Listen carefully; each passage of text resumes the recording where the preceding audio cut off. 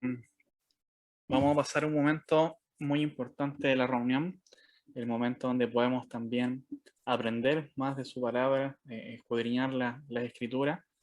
Eh, el día de hoy nos estaremos centrando en Primera de Timoteo, del 2, Primera de Timoteo 2, del 1 al 7, y nuestro hermano Guido nos quiere invitar también a poder reflexionar en un llamado a orar por todos. Así que, hermano Guido, te dejo este espacio. Y bueno, ahí está grabando también, así que estamos ok. Por Todo, supuesto. todo Gracias, tuyo. hermano. Y dar también la bienvenida a los que se han ido incorporando, también a Joaquín y a todos los que, bueno, a todos los que el Señor también tenga preparados para la obra.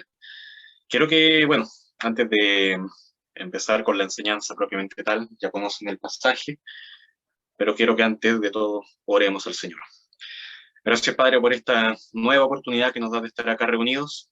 Rogamos, Señor, a ti, que tú nos ayudes, Padre, a entender lo que quieres decir a nosotros como iglesia, como cuerpo de Cristo, y que podamos aplicarlo de la manera más honesta, de la manera más fiel a ti.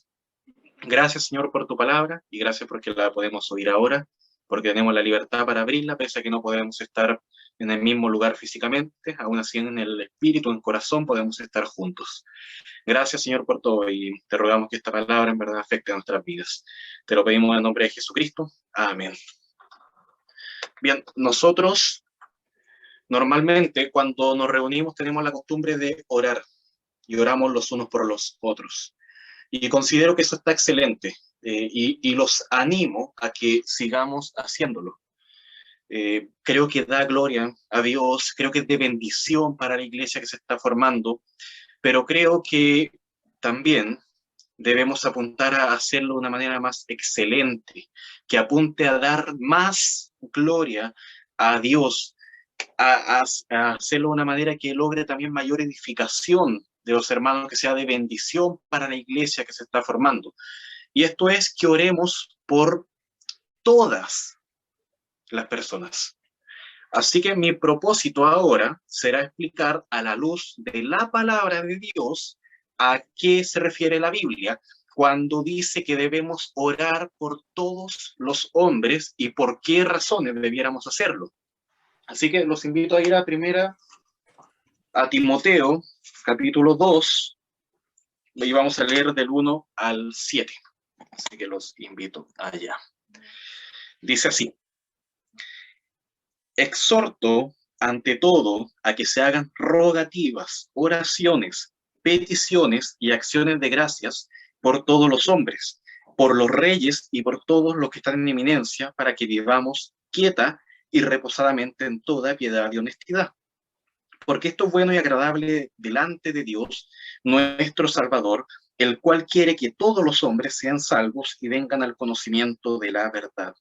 Porque hay un solo Dios y un solo mediador entre Dios y los hombres, Jesucristo hombre, el cual se dio a sí mismo en rescate por todos, de lo cual se dio testimonio a su debido tiempo. Para esto yo fui constituido predicador y apóstol, digo verdad en Cristo, no miento, y maestro de los gentiles en fe y en verdad. Dios ha dejado esta palabra para que ahora nosotros sepamos cómo debemos conducirnos en la casa de Dios. Es decir, en las reuniones que tengamos como iglesia. Si bien la reunión del día domingo no es lo único que hacemos como iglesia, sino que en verdad la iglesia es mucho más que eso, debemos buscar edificarnos a lo largo de toda la semana y ser luz para el mundo en toda la semana, cada día. Pero la reunión del día domingo no deja de ser un elemento esencial para la vida de la iglesia, así como cada reunión que tengamos. Pablo quería que Timoteo, en este caso, hablando Pablo a Timoteo, quería que él enseñase la palabra de Dios, que mandase a los demás que no enseñen diferente doctrina, que no haya disputas ni divisiones en la misma iglesia, que haya un espíritu agradecido en cada creyente y que busque dar gloria a Dios por su gracia y su misericordia. Y que comprendamos que como cristianos debemos dar una batalla y militar la buena milicia manteniendo la fe y la buena conciencia, que es lo que habíamos estado viendo hace 2 semanas en la enseñanza, acá mismo, leyendo esta misma carta. Pero ahora, y luego de haber enseñado todo eso, Pablo exhorta a Timoteo a que en las mismas reuniones, siempre hablando en el contexto de una iglesia reunida, en esas mismas reuniones que se tiene cada domingo, se ore por todos los hombres. Y es la exhortación más urgente que hace Pablo, y creo que debemos considerarla.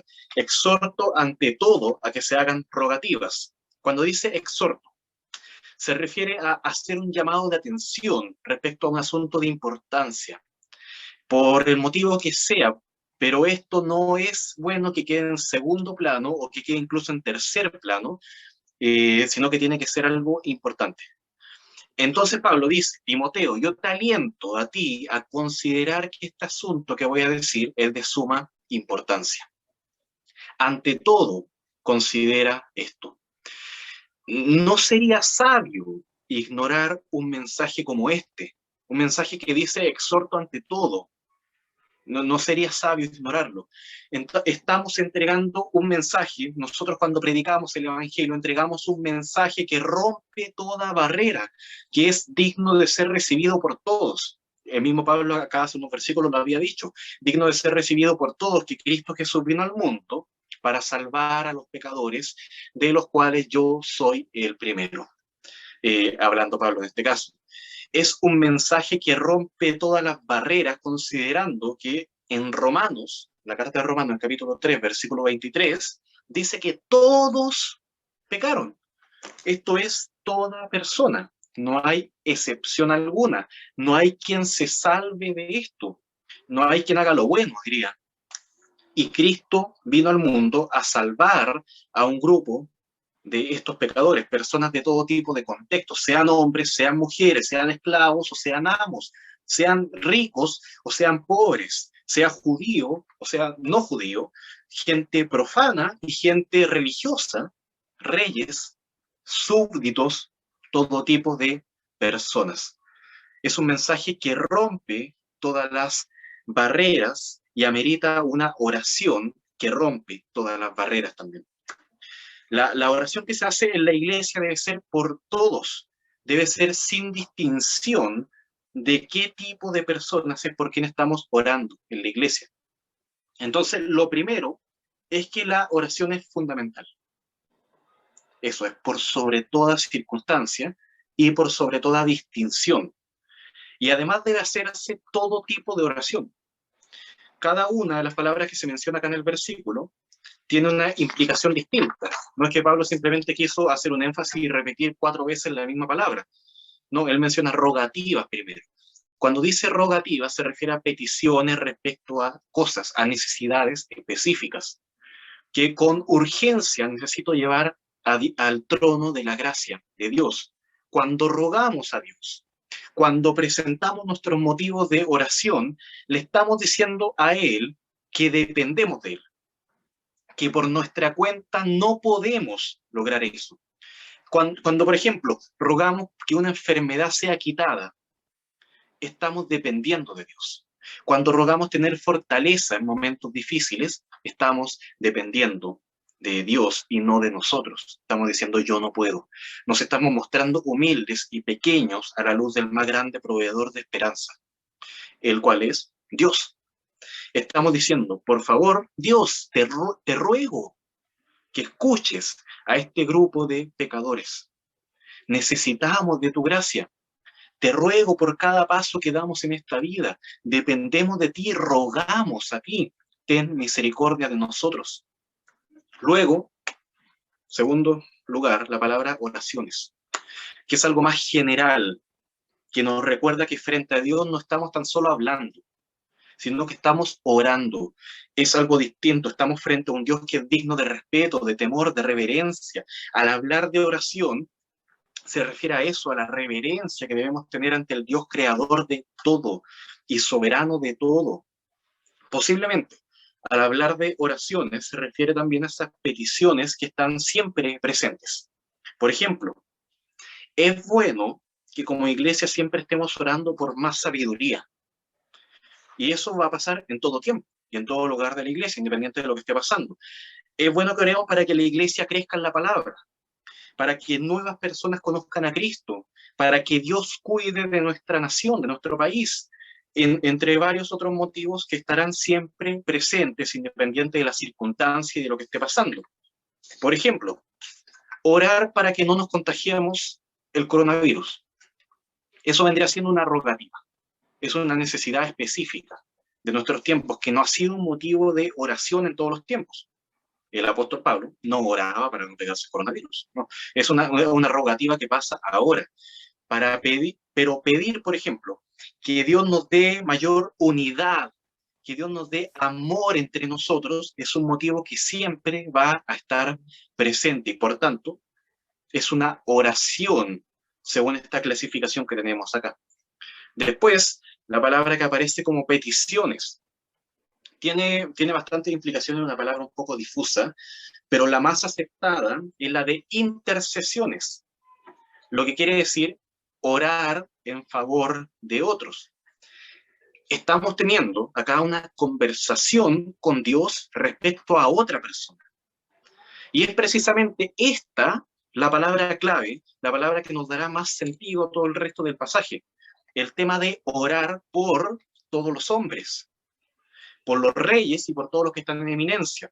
La idea es la de que en medio de las reuniones que tenemos como iglesia, oremos en favor de otros, sea rogativas, o sean motivos específicos del momento, urgentes, o sean oraciones, motivos que van a estar siempre presentes, pero que sean intercesiones, peticiones, como lo traduce la Reina Valera, es decir, hablar con Dios sobre otra persona y pedir por ella. Pero por supuesto no solo pedir, sino que también dar gracias por otras personas. La palabra final es acciones de gracias, de modo que siempre debemos incluir la gratitud en nuestras oraciones. Damos gracias a Dios porque ha respondido oraciones respecto a otras personas. Damos gracias a Dios porque nos presenta a personas por las que podemos orar. Siempre, cada día hay nuevo motivo de oración. Y esa es una tremenda motivación a ir a Dios, lo cual siempre es bueno, a pesar de que la circunstancia por la que estamos orando sea algo malo. Y damos gracias a Dios porque su oído está atento a cada oración que hacemos.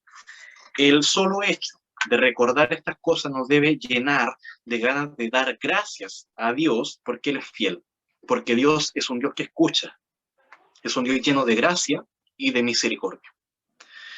La idea de orar está clara, pero ¿por quiénes? ¿Por quiénes voy a orar? ¿Por quiénes voy a hacer todo tipo de oraciones? Y acá es cuando nos encontramos con un problema grave, porque el texto dice, exhorta ante todo a que se haga, claro, todo tipo de oraciones, por todos los hombres.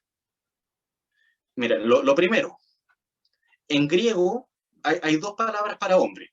Se usa antropos cuando se refiere a la raza humana, a todos, y andros cuando se refiere a hombres, varones, masculinos. Y acá dice, quiero que se ore por todos los antropos en este caso. Es decir, por todos los seres humanos, sean hombres o sean mujeres. Esa es la primera distinción que hace. Es decir, no hay distinción. La mejor traducción sería orar por todos los humanos o por todas las personas. Pero, claro, la palabra humanos en la Biblia se usaba más bien cuando se quería hacer una separación entre Dios, o sea, entre el hombre y el animal, o entre la persona humana y Dios. Cuando se habla en sentido general, en español, se acepta la palabra hombre para hombres y mujeres. Pero la idea es esa, independiente de si sean hombres o mujeres, oremos por ellos. Ahora bien, les pregunto, y acá está el principal problema. ¿Es posible, acaso, que logremos orar en una reunión de la iglesia por todos los hombres y mujeres del mundo que existan, habidos y por haber? O sea, por supuesto que no. No nos da el tiempo y no conocemos a todas esas personas, a menos que digamos, Señor, te pido por todos los hombres. Y listo. Pero la idea no es esa. En la Biblia, cuando se usa la palabra todos, no quiere decir que todo ser humano está incluido. Por ejemplo, en Marcos 11:32 dice que todos tenían a Juan el Bautista por profeta. En Lucas 2:1 dice que Augusto César promulgó un edicto de que todo el mundo debía ser censado. Eso quiere decir que todo habitante de toda nación del mundo, de los 5 continentes, iba a ser censado. No era eso. Eran los que estaban en la nación gobernada por este gobernador. No es una forma de decir que el 100% de la humanidad, de todo el mundo, va a estar incluido ahí, y todo el mundo creía que Juan Bautista era un profeta. No está diciendo eso. Es una forma de llamar la atención respecto a algo. En el caso del texto que estamos leyendo, la idea es la de que se haga todo tipo de oración por toda persona, independiente de que sean hombres o mujeres, que sean reyes o súbditos, que sean importantes o desconocidos, sin importar si son judíos o gentiles. Dice también que debemos orar por los reyes. Exhorta ante todo a que se haga todo tipo de oración, por todos los hombres, por los reyes. Pero obviamente también debemos orar por los súbditos. ¿Por qué no? De hecho, los que están orando por los reyes son súbditos, no son reyes, no son emperadores, no son gobernantes. No importa la posición social en la que está la otra persona, debemos orar por ella. Y esto no quiere decir que debemos orar por todos los presidentes que hay hoy en el mundo y hacer una lista de ellos e ir tachando ahí para ver si cumplimos. No quiere decir eso. La idea es esta, hacerte la pregunta: ¿estás orando por tus autoridades con la misma intensidad que oras por las personas que sufren por las autoridades porque no hacen bien su trabajo? O sea, es la idea, oremos por todos, por los buenos y por los malos, por los altos y por los bajos, por todos. En los tiempos de Pablo y Timoteo, por ejemplo, quien gobernaba el Imperio Romano era Nerón. Nerón, uno de los emperadores más crueles que hubo en la historia de toda la humanidad, y que no toleraba a los cristianos, los perseguía, los quemaba vivos, los torturaba, los humillaba, los mataba. Por ese tipo de personas está diciendo Pablo que se ore. O sea, si está diciendo oren por personas como Nerón, claramente está diciendo que se ore por todo ser humano, sea alguien que esté en eminencia o no. La idea de alguien que está en eminencia nos lleva a pensar no solamente en reyes, sino que en todo tipo de persona que tenga algún grado de autoridad. Cualquier oficio político es un motivo de oración en este caso. Y esto se lleva a nuestros tiempos, por ejemplo, en decir, oremos por el presidente, por los senadores, por los diputados, por los gobernadores, alcaldes, alcaldesas, concejales, así como también por nuestros jefes y todo tipo de autoridad que pueda afectar el estilo de vida que llevas. Tremenda tarea. y no solamente orar, sino que nuestra actitud debe ser en consecuencia a la oración que estamos llevando. Es como si yo dijera, miren esto, esta conclusión que saqué a mí me golpeó en verdad, pero la quiero compartir con ustedes. Dime cómo hablas de las autoridades y te diré cómo es tu vida de oración. En Tito, capítulo 3, versículos 1 y 2, dice, recuérdales que se sujeten a los gobernantes y autoridades, que obedezcan, que estén dispuestos a toda buena obra, que a nadie difamen, que no sean pendencieros, sino amables, mostrando toda mansedumbre para con todos los hombres. En Romanos 13:1 dice, sométase toda persona a las autoridades superiores, porque no hay autoridad sino de parte de Dios, y las que hay, por Dios han sido establecidas. De modo que quien se opone a la autoridad, a lo establecido por Dios resiste, y los que resisten acarrean condenación para sí mismos. Y lo dice Pablo acá hablando a los romanos. Ahora bien, quizás no estás en contra del gobierno chileno, claro, pero sí estás en contra de lo que se llama la oposición. Ellos también podrían ser considerados autoridad. Y en el Senado o en la Cámara de Diputados su voz es bien importante, su voto. También debemos orar por ellos con la misma intensidad y asimismo no hablar mal de ellos.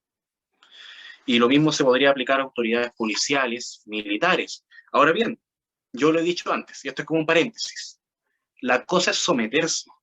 Y otra muy distinta es la de estar de acuerdo en todo y de apoyarlos y pensar igual que ellos, porque son autoridades, voy a pensar igual que ellos.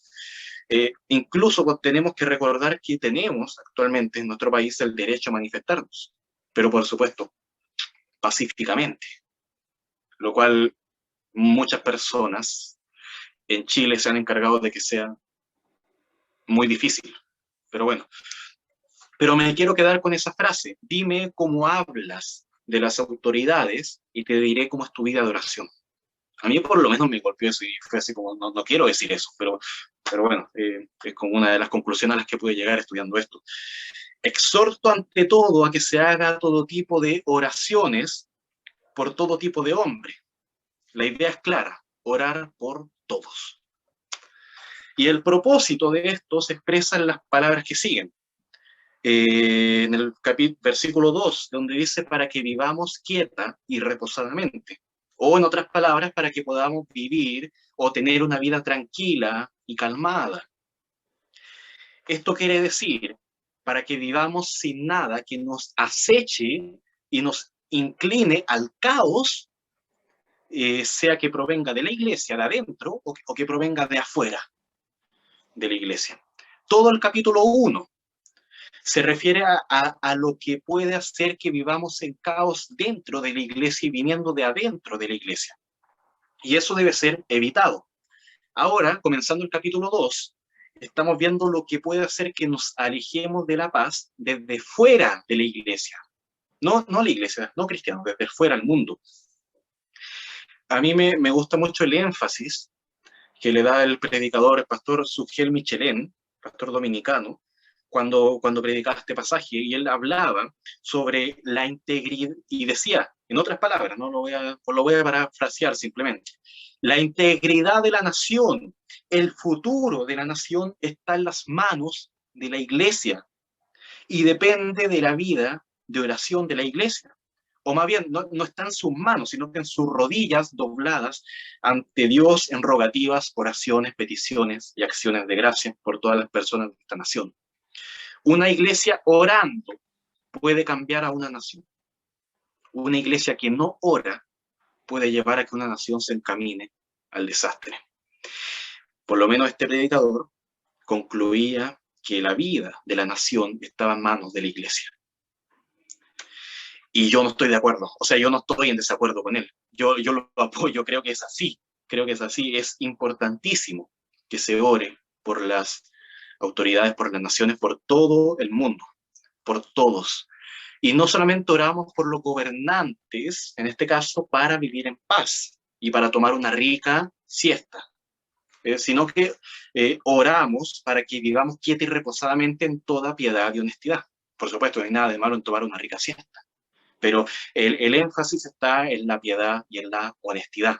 La idea es esta: al estar libre de molestias, tales como guerras, como persecuciones, como explosiones afuera de tu casa, se facilitará la extensión del Evangelio, del Evangelio de la salvación en Cristo, para la gloria de Dios a todos.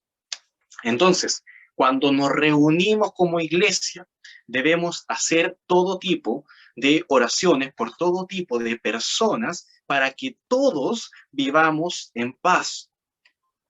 Y así que todos puedan escuchar el mensaje de salvación. ¿Por qué? Porque Dios quiere que todos los hombres sean salvos. Versículo 3, donde dice, porque esto es bueno y agradable delante de Dios nuestro Salvador, el cual quiere que todos los hombres sean salvos. Y luego también, por supuesto, dice que sean salvos y vengan al conocimiento de la verdad. Ante los ojos de Dios, que se haga este tipo de oración es excelente, es bueno, es agradable, bien recibido en el corazón de Dios. Tenemos un Dios que es salvador, un Dios que tiene planes de salvarnos y que se concretan en la persona de Cristo. Ahora, un poquito de atención acá, esto es como otro paréntesis. Cuando se refiere a Dios en el Nuevo Testamento, generalmente se refiere a Dios Padre. No siempre, no siempre, pero por lo general, la idea de Dios se asocia con Dios Padre, como en este caso, lo cual no niega de ninguna manera que Cristo sea Dios y que el Espíritu Santo también sea Dios. Pero por lo general se le llama al Padre, también se le llama Dios. Y en este caso está hablando de Dios Padre, quien es aquel que tiene en sus planes la salvación y que se concreta esa salvación en Cristo. Ahora bien, en cierta medida, el Hijo de la Trinidad, esto es Cristo, Jesús, Él es el Salvador porque lleva a cabo los planes de Dios.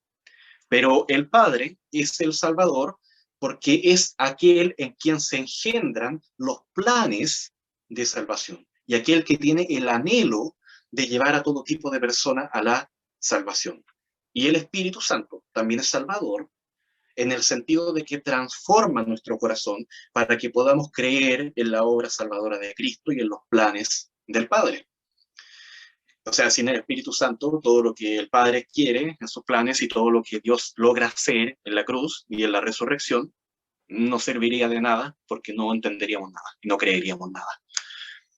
Pero en fin, el deseo de Dios es que los hombres sean salvos. Ahí lo vamos a dejar ahí, cerramos el paréntesis. Si tomamos este pasaje dentro de su contexto, nos daremos cuenta de que el plan de Dios es primeramente que se ore. Estamos hablando de eso, que se ore por todo tipo de personas, porque el deseo de Dios, Él desea que todo tipo de personas sea salva.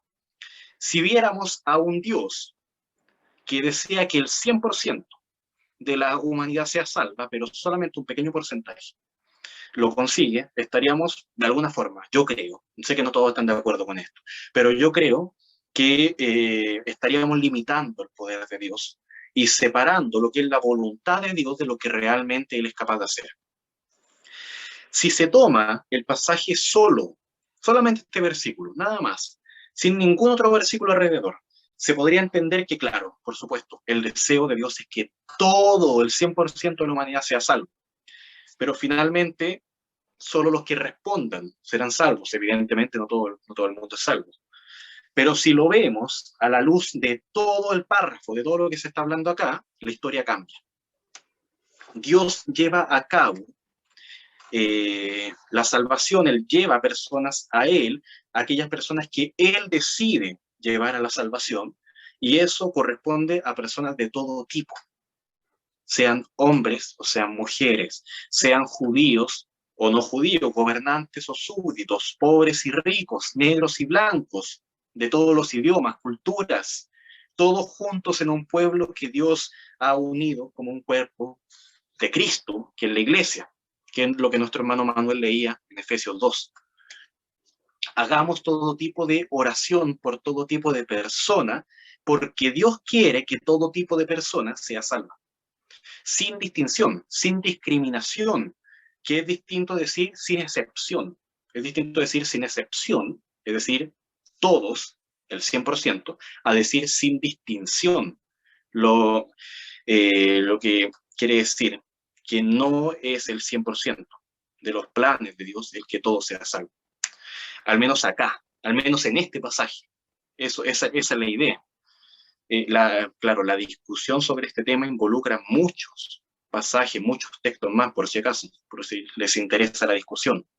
Y el texto dice también que vengan al conocimiento de la verdad. Ir al conocimiento de la verdad es que puedan encontrar el camino de la salvación revelado en la palabra. No es simple conocimiento, sino que es Dios abriendo los ojos de nuestro corazón. Una persona con todos los estudios del mundo podría leer la Biblia y comprender bien lo que se está diciendo, pero si Dios no hace un cambio en ella, en su corazón nunca llegará realmente al conocimiento de la verdad, al camino, a la verdad, a la vida, a la salvación. Nunca podrá conocer el pecado que mora en ella. La persona que nunca recapacita en lo pecadora que es, nunca podrá arrepentirse por su pecado. Estará encerrada siempre en una celda que le impida ver la luz de Dios.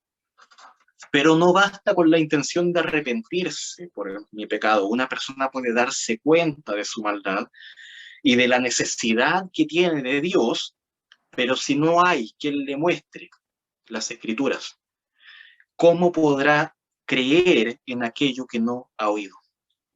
Es necesaria la Escritura, la palabra de Dios, la Biblia para eso.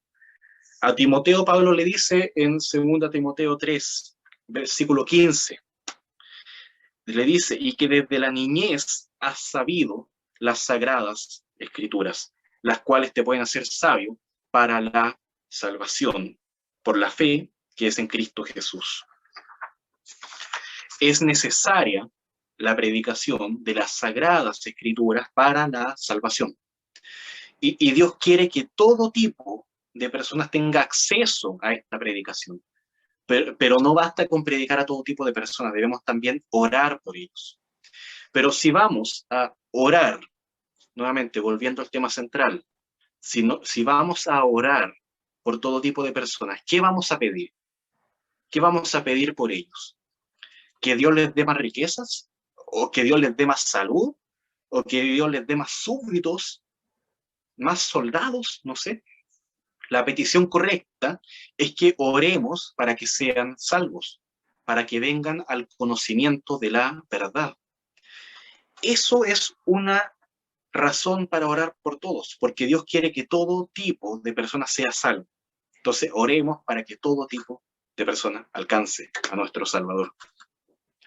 Ahora, una segunda razón es esta, en el versículo 5 y 6, donde dice, porque hay un solo Dios y un solo mediador entre Dios y los hombres, Jesucristo hombre, el cual se dio en rescate a sí mismo por todos, de lo cual se dio testimonio a su debido tiempo. Es un texto que se usa mucho para defender la idea de que no hay ningún santo, ningún sacerdote, ni ninguna virgen entre nosotros y Dios. La única persona que necesitamos para la salvación es Jesucristo y ningún otro. Creo que eso es verdad. Creo que se puede entender así el texto, está correcto. Pero la idea de María como mediadora entre nosotros y Jesús ni siquiera había aparecido en ese entonces, no era la discusión que se está tratando ahora.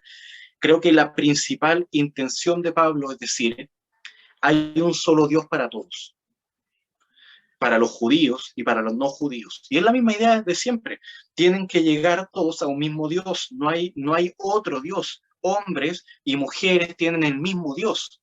Reyes y súbditos tienen que conocer también al mismo Dios. No hay otro camino para llegar a Dios que no sea Jesucristo. Hay un solo mediador y hay un solo Dios.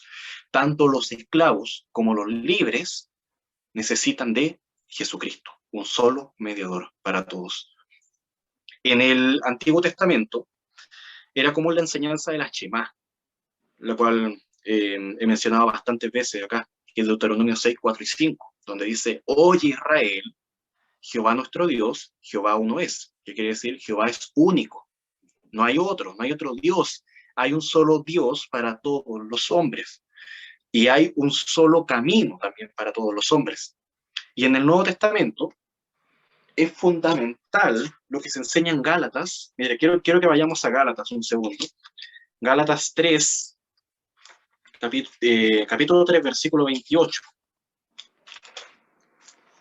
Gálatas 3, versículo 28, donde dice, ya no hay judío ni griego, no hay esclavo ni libre, no hay varón ni mujer, porque todos vosotros sois uno en Cristo Jesús. Y Jesús dice en el Evangelio de Juan, yo soy el camino, la verdad y la vida. Hay un solo camino para llegar a Dios, Jesucristo, hombre. Pero les hago esta pregunta, ¿por qué no dice esto? Hay un solo Dios, o sea, hay un solo mediador entre Dios y los hombres, Jesucristo el judío. ¿Por qué no dice Jesucristo el varón? O dice Jesucristo el sabio, el entendido. No dice eso porque la idea es dar a conocer que este mediador es dado para todo tipo de persona, para todo tipo de hombre, de ser humano.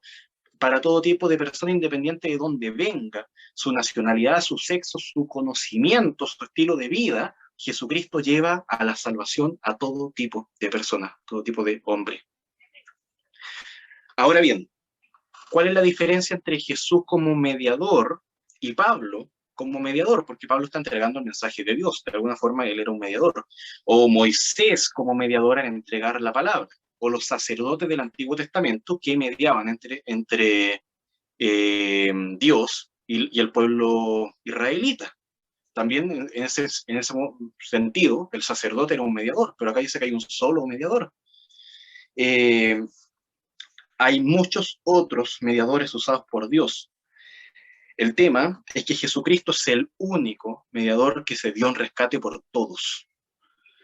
Como mediador, ¿qué es lo que marca la diferencia? Eso precisamente, el que se da en rescate, el que él sufre el sufrimiento que nosotros debíamos sufrir. Él muere la muerte que nosotros debíamos morir, paga lo que nosotros debíamos pagar para que pudiéramos ser comprados finalmente de nuestra esclavitud al pecado. Esto no quiere decir que Jesús murió por el 100% de la humanidad, pero solamente los que logran creer van a ser salvos. Al menos este pasaje no está diciendo eso. Y sigo con la misma idea. Debemos hacer todo tipo de oración por todo tipo de persona, porque Dios quiere que todo tipo de persona sea salva, y Jesucristo se dio en rescate por todo tipo de persona. Si Jesucristo dio su vida por todo tipo de personas, ¿por qué nosotros no oramos por todo tipo de personas? Y solamente oramos por un grupo reducido. O sea, ¿qué nos da derecho a eso? Y ahora el texto no termina, dice, de lo cual se dio testimonio a su debido tiempo. Este mensaje de Cristo, un Cristo que da su vida por todo tipo de personas, debía ser proclamado y debía darse a conocer a todos. Lo que marca la diferencia entre el debido tiempo y cualquier tiempo es el momento en que se encomienda la tarea de dar testimonio. Cuando Jesucristo entrega la gran comisión de ir por todo el mundo y predicar el evangelio, o sea, por todo el mundo, en Marcos capítulo 16, versículo 15, está diciendo a todo el mundo. El debido tiempo corresponde a cuando Jesús dice, por tanto, id, en Mateo 28, id y hacer discípulos a todas las naciones. O cuando Jesús hace la promesa de que recibirán, en Hechos 1:8, recibirán poder cuando haya venido sobre vosotros el Espíritu Santo. Y me seréis testigos en Jerusalén, en toda Judea, en Samaria y hasta lo último de la tierra. El debido tiempo está directamente relacionado con el llamado a predicar el evangelio a toda criatura, independiente de dónde venga y de cómo sea. Por tanto, acá, otra razón para orar por todos es que debemos predicar a todos. Y de hecho eso es precisamente lo que trata el siguiente versículo y el último versículo del texto. Para esto, versículo 7, para esto yo fui constituido predicador y apóstol, digo verdad en Cristo, no miento, y maestro de los gentiles en fe y verdad. Pablo era llamado el predicador de los gentiles, el apóstol de los gentiles, es decir, el enviado por Jesucristo a predicar el evangelio a los gentiles. Cuando hablamos de gentiles, no nos referimos a personas que eran muy amables, por ejemplo, o muy caballerosas, que gentil, diríamos.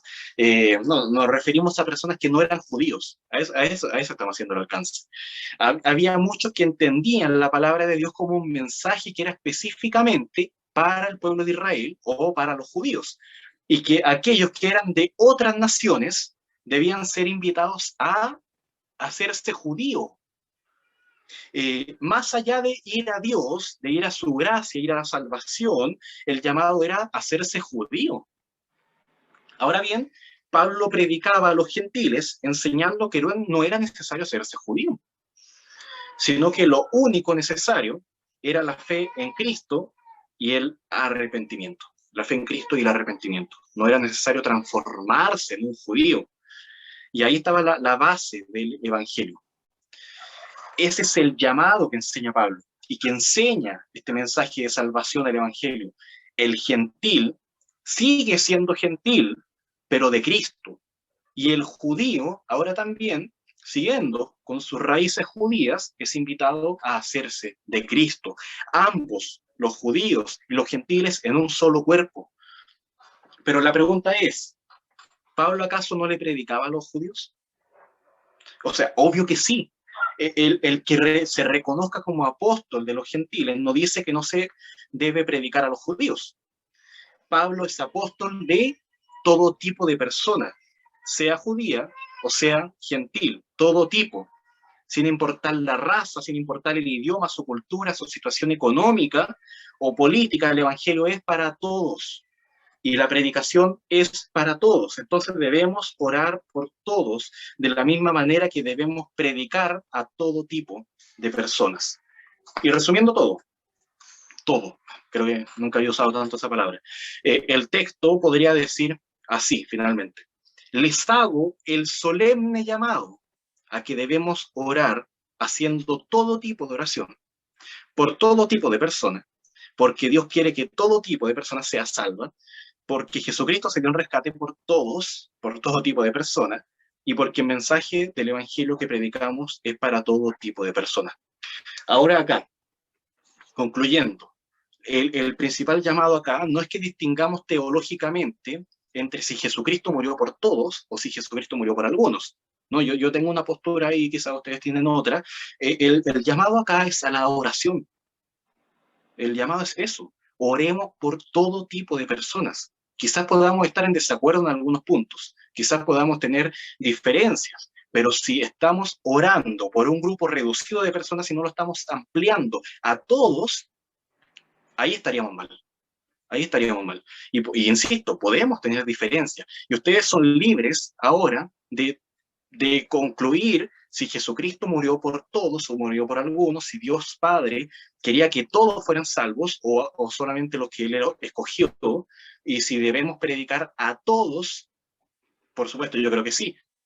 Pero lo importante acá es que oremos por todo tipo de personas, no hagamos diferencia. No dejemos de orar por este porque es un delincuente, o dejemos de orar por este porque es demasiado rico, y dejemos de orar por ese porque es de una raza que a mí no me gusta, o dejemos de orar por ellos porque están, no sé, ¿no? Y ahí inventemos cualquier excusa. Eso es pecaminoso, y eso debiéramos cambiarlo. Incluyamos a todos en la oración. No quiere decir que en una reunión vamos a estar orando por todo tipo de personas y siempre lo vamos a hacer así, sino que no hagamos la discriminación de decir a este tipo de personas no lo voy a incluir en mi oración.